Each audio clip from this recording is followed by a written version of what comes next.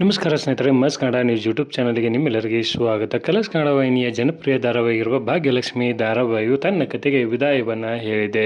ಕನ್ನಡ ಕಿರುತೆರೆಯಲ್ಲಿ ಈ ಧಾರಾವಾಹಿ ಮಾಡಿದ ದಾಖಲೆಗಳೇನು ಎಂಬುದನ್ನು ಹಿಂದಿನ ವಿಡಿಯೋದಲ್ಲಿ ತೆಗೆದುಕೊಂಡು ಬರೋಣ. ನೀವು ಸಹಿತ ಈ ಧಾರಾವಾಹಿಯನ್ನು ಇಷ್ಟಪಡೋದಾದರೆ ಈ ವಿಡಿಯೋಗೆ ತಪ್ಪದೇ ಒಂದು ಲೈಕ್ ಮಾಡಿ.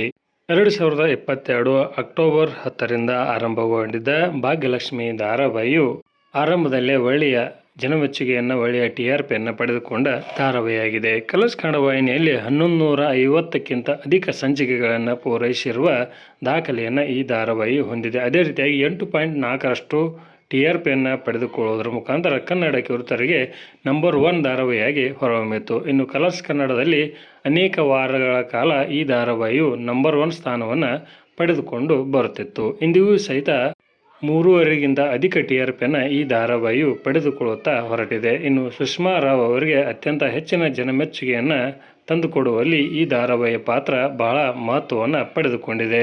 ಅದೇ ರೀತಿಯಾಗಿ ಆರಂಭದಲ್ಲಿ ಒಂದು ಕಥೆಯಾಗಿ ನಂತರ 2 ಕಥೆಗಳಾಗಿ ಪ್ರಸಾರವಾಗಿರುವ ದಾಖಲೆಯನ್ನು ಈ ಧಾರಾವಾಹಿಯು ಹೊಂದಿದೆ. ಭಾಗ್ಯಲಕ್ಷ್ಮಿಯಿಂದ ಲಕ್ಷ್ಮೀ ಬಾರಂಬ ಎಂಬ ಕಥೆ ಆರಂಭಗೊಂಡು ಅದು ಸಹಿತ ಯಶಸ್ವಿಗೊಂಡು ಆ ಧಾರಾವಾಹಿ ಸಹಿತ ಅಂತ್ಯವನ್ನು ಕಂಡಿದೆ.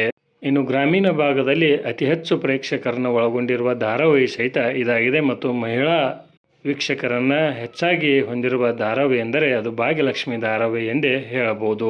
ನಿಮಗೆ ಯಾವ ಕಾರಣಕ್ಕೆ ಈ ಧಾರಾವಾಹಿ ಇಷ್ಟ ಎಂಬುದನ್ನು ಕಮೆಂಟ್ ಬಾಕ್ಸಲ್ಲಿ ತಿಳಿಸಿ. ಧನ್ಯವಾದಗಳು. ನಮಸ್ಕಾರ.